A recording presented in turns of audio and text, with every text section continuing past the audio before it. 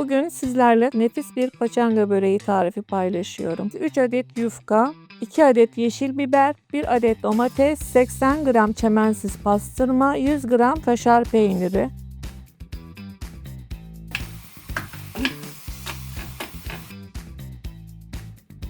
Geniş bir kapta doğradığımız malzemelerimizi karıştırıyoruz.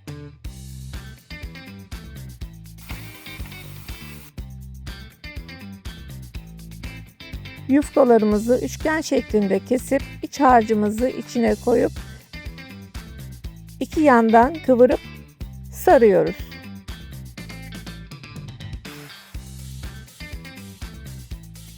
Hazırlamış olduğumuz paçangaları kızgın yağa atıp kızartıyoruz.